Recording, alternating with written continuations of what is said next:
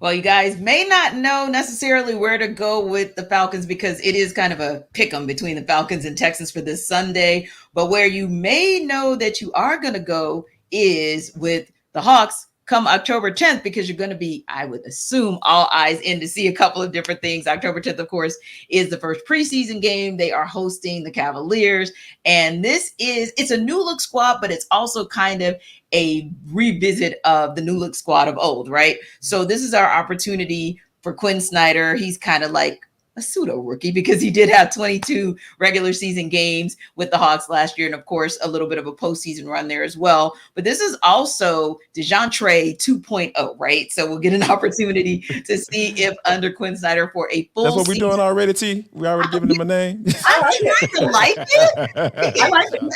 I'm trying to like it, but okay, Maria, is it corny or is it not corny? But I'm trying. Right, I'm trying to get with it, right? But like Trae Young and Dejounte Murray, we hope that we get to see them in like their fullness, right? Because I think we saw kind of spates of it, if you will, where we saw the greatness that they could be as a backcourt duo. We just did not see it consistently. Well, now you got Trae Young, you got Dejounte Murray, DeAndre Hunter, of course, returns. Sadiq Bey will be here now for a full season, so it'll be interesting to kind of see there. And then you've got other guys that you're putting in the mix: Bogdan Bogdanovic, AJ Griffin, Jalen Johnson. You guys know the drill, but got some new folks in the mix as well, including Patty Mills. So it'll be interesting to also see if you have Wesley Matthews for an entire season. How does that whole kind of new look squad work? So your guys' thoughts on this?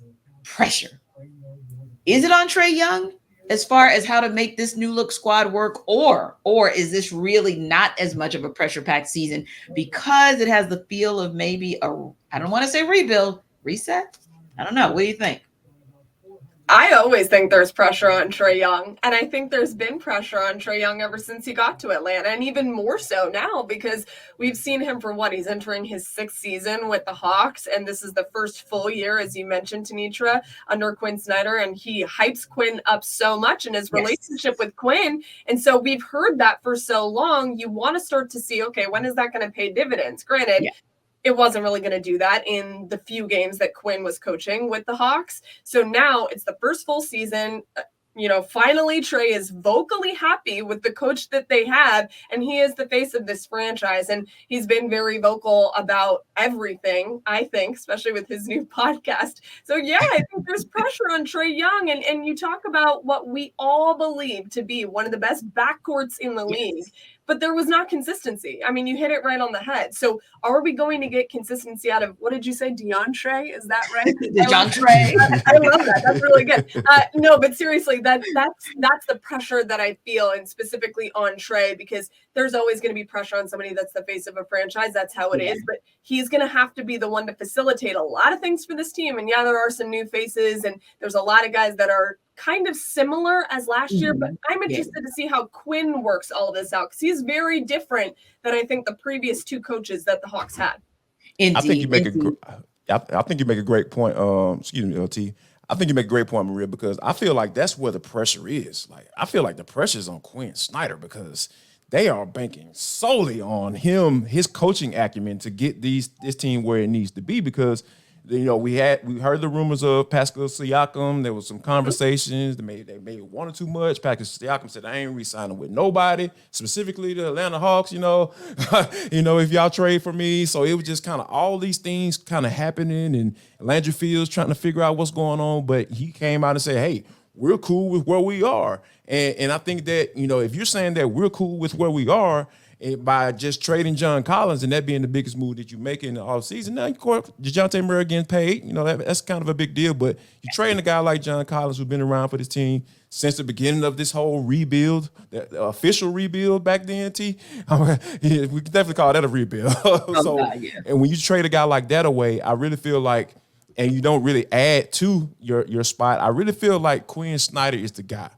That's the guy where the pressure is on. I feel like he's up to it. I like Quin Snyder's acumen as a coach and what he brings to the table. He's a super smart guy, and I think he'll be able to figure this thing out. But I really feel like the pressure is on Quin Snyder because he's going to be the key cog as to whether or not this team gets where they want to be.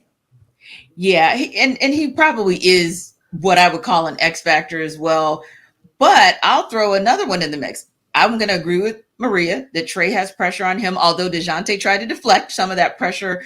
He was on with our guys, Andy and Randy, a couple days ago. And one of the things he said was, hey, I'm raising my hand that we all need to be better, but I didn't see the two-way me that I wanted to see. And he really, really wants to go back to being the defender that he could be, because his defense is what really, really sets up his offense. I like it. I think he's halfway right, but I think Maria's all the way right, which is Trae's the one with the most pressure out of anyone on the team. But I got to agree with Jarvis as well, as far as on the sidelines.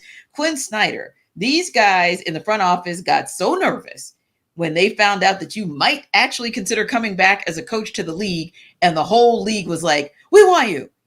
So they said, you know what? We can't take any chances. And they probably are right when we think about what happened to Mike Budenholzer and the appeal of going to Milwaukee. They could have easily have gotten Quin Snyder if the Atlanta Hawks had not swooped in. So that was a good call on them. But now that they've swooped in, you better show and prove. But I think it's also the front office.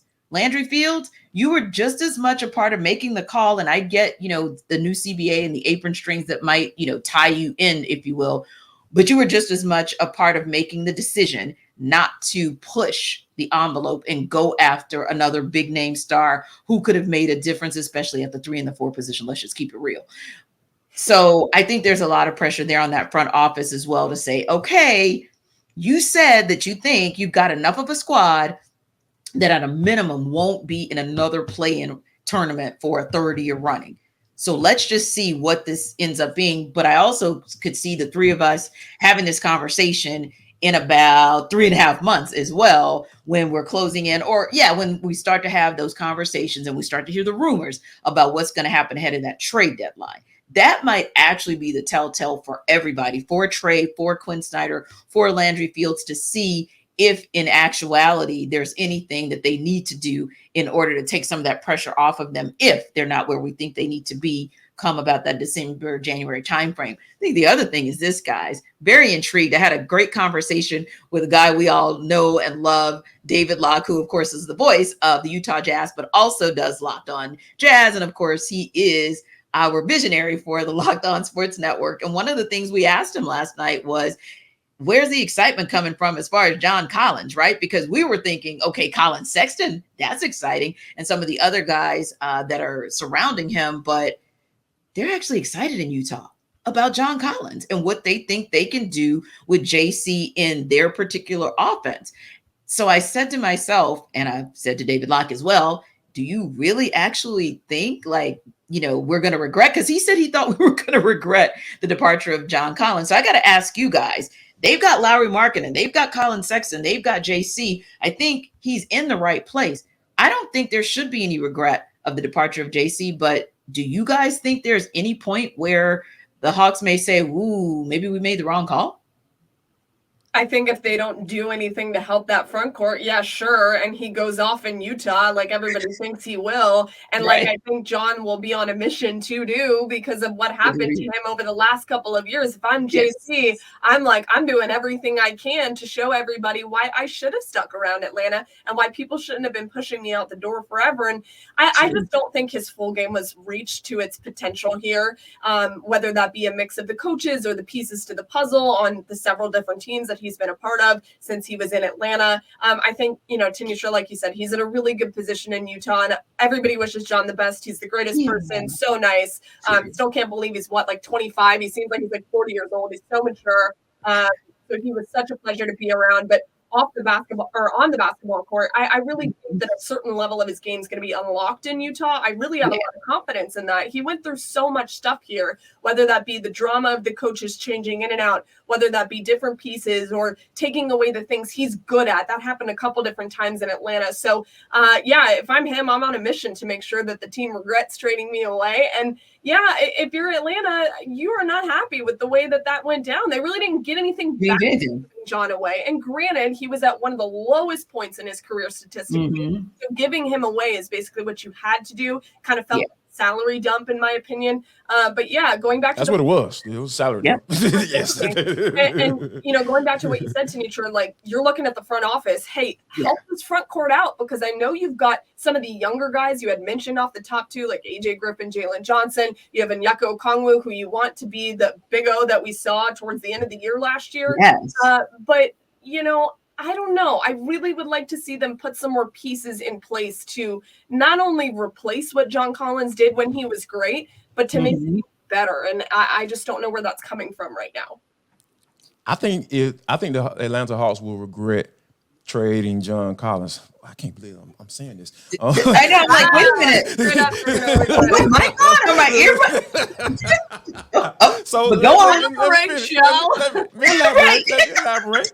So I feel like the Hawks will regret this trade if Jalen Johnson doesn't be who I think he can be and who Quin Snyder think he can be. I feel like Jalen jumped on you a little too early. You didn't. Right, we did. We were like, go ahead. I know. Let me explain. Y'all know I'm gonna get to my pettiness at some point. I'm gonna get to my pettiness. But yeah, I really feel like Jalen Johnson is the reason why they'll feel okay trading John Collins. Because obviously with all the other outside stuff off the court, he's great. With the media, JC has been great. And, I just had the issue with the stuff on the court. You know what I mean? Because I feel like there were some issues there as far as asserting yourself when you should, on the court, and not necessarily asserting yourself off the court in the post-game press conference, talking about certain things. I was like, all right, man, I need you to just play better. Just play better. You'll be okay. You don't have to worry about talking and speaking up and stuff like that. But I really feel like Jalen Johnson is what this team needs. They don't need somebody at the four saying, hey, give me the ball and get out the way. There are too many ball handlers on this. We talking about Trae. That sounds so much like Strange. But anyway, Trae, they have to hold on to the rock. Like, they need the ball in their hands. And they're still trying to figure that out. So they don't need anybody down low saying, hey, pass me the ball in the post. No, it doesn't work like that. And I think that, they'll be able to do that with a guy like Jalen Johnson because, hey, the guy's just going, hey, I'm going to come in, I'm going to play defense, I'm going to rebound, and I'm going to take more threes because we know that Quin Snyder wants those guys to take as many threes as possible.